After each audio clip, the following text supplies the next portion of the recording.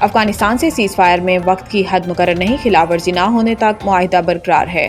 وزیر دفاع خواجہ محمد آصف نے کہا کہ سیز فائر معاہدے میں یہ بہت واضح طور پر بیان کیا گیا تھا کہ کوئی در اندازی نہیں ہوگی، ٹی ٹی پی کو افغان سرزمین پر کوئی سہولت فراہم نہیں کی جائے گی۔ خواجہ آصف کا کہنا تھا کہ ہم بار بار یہ بات دہراتے رہے اور ظاہر ہے کہ افغانستان اس بات سے انکار کرتا ہے۔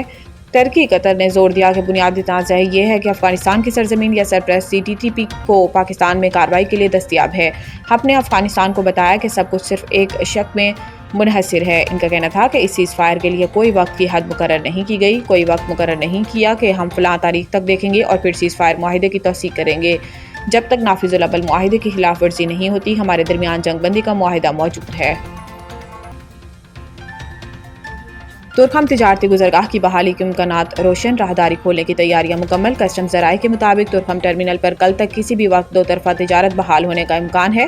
اس مقصد کے تحت گزشتہ روز کسٹمز کا عملہ تورخم ٹرمینل پر تعینات کر دیا گیا ہے، جبکہ کارگو گاڑیوں کی کلیئرنس کے لیے اسکینر بھی نصب کر دیے گئے ہیں۔ پاک افغان کشیدگی کے باعث تورخم تجارتی گزرگاہ گزشتہ 9 دنوں سے آمد و رفت کے لیے بند ہے، جس کے نتیجے میں تجارتی سرگرمیاں مکمل طور پر معطل ہو چکی ہیں۔ اس بندش کے باعث کارگو گاڑیوں کی لمبی قطاریں لگ گئی ہیں اور امپورٹ ایکسپورٹ سمیت ٹرانزٹ ٹریڈ کی ہزاروں گاڑیاں بھی پھنسی ہوئی ہیں۔ واضح ہے کہ پاکستان افغانستان کو سیمنٹ، ادویات، کپڑا، تازہ پھل اور سبزیاں سمیت مختلف اشیاء برآمد کرتا ہے، جبکہ افغانستان سے کوئلہ، سوپ سٹون، خشک و تازہ پھل اور متعدد دیگر اشیاء درآمد کی جاتی ہیں۔ تنخواہ دار طبقے نے ہول سیلرز، ریٹیلرز اور برآمد کنندگان کے مجموعی ٹیکس سے دگنا ٹیکس ادا کیا۔ رواں سال کی پہلی سہ ماہی میں تنخواہ داروں سے 130 ارب روپے کی وصولی ہوئی۔ دوسری جانب جائیدادوں کے انتقال 60 ارب، برآمد کنندگان سے 45 ارب، تھوک فروشوں سے 146.6 ارب اور ہول سیلر سے 11.5 ارب روپے حاصل کیے جا سکے ہیں۔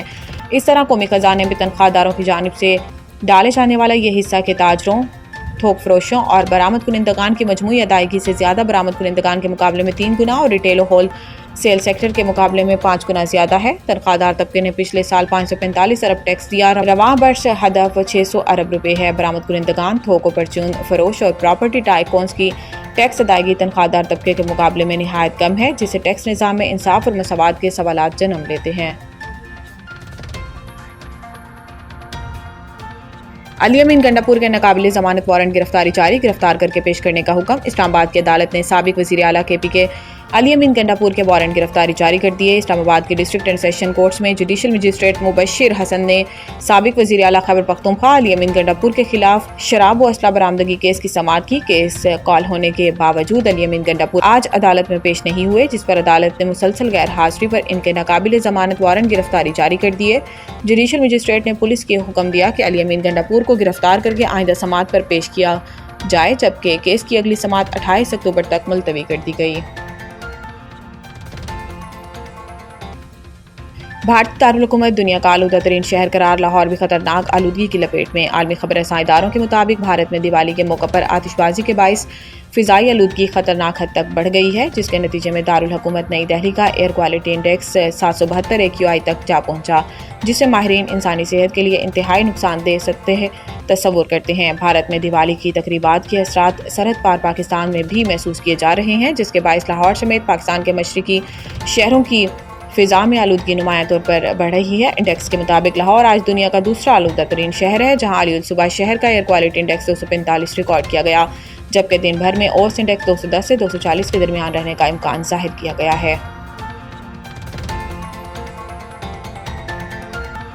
سابق کپتان مصباح الحق کو کرکٹ بورڈ میں اہم ذمہ داری ملنے کا امکان۔ اسلام آباد پاکستان کرکٹ بورڈ کی جانب سے سابق کپتان مصباح الحق کو اہم ذمہ داری دیے جانے کا امکان ہے۔ ذرائع کے مطابق پی سی بی نے چند دن قبل ڈائریکٹر کرکٹ آپریشنز انٹرنیشنل کے لیے اشتہار دیا تھا اور اب بورڈ کی جانب سے مصباح الحق کے اس عہدے پر تقرری کا امکان ہے۔ ذرائع کا بتانا ہے کہ اشتہار میں اہلیت کے لیے پہلی مرتبہ سابق ٹیسٹ کرکٹر یا ون ڈے انٹرنیشنل کرکٹر کی شرط رکھی گئی ہے۔